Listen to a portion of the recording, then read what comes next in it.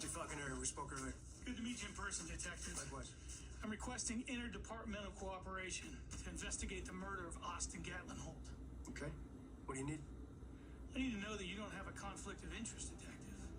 2 months ago, you shot the victim's cousin in my jurisdiction.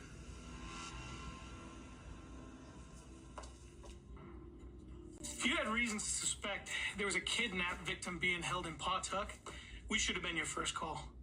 Well, I didn't have reason to suspect anything. I acted on a civilian tip. By the time I got there, the perp was about to throw another man down a cliff. So I didn't have time to call anyone. You've been cleared by your department. I have no problem with that. I do have a problem with some defense attorney claiming that you had a conflict of interest in getting any evidence you uncover suppressed. So you want me to recuse myself? Not at this time.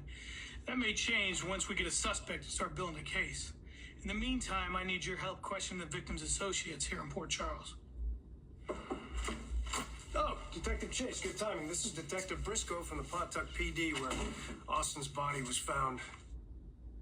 Nice to meet you. Welcome to Port Charles. Let me fill you in what we have so far. The property is rural. The house is visible from the road. The neighbors saw the front door was wide open, so they went to investigate. He saw the body and he immediately called us. Do you have an estimated time of death? Preliminary report is 24 to 48 hours prior to Thanksgiving. How'd he die? It's pretty brutal. 2 shots to the chest. Close range.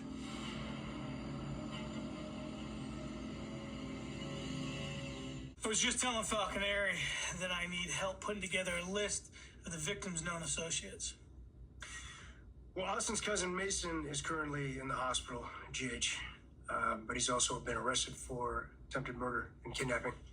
As soon as he's well enough, he's going to be transferred to Pentonville.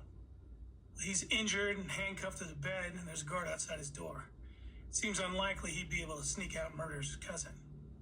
But I'd like confirmation of Mason Gatlin's whereabouts the night in question, just in case. Appreciate the info you both given me. I'll copy in on the coroner's report when it's in. That's great. We'll get that list of close contacts and associates of Austin's too. Oh, that reminds me.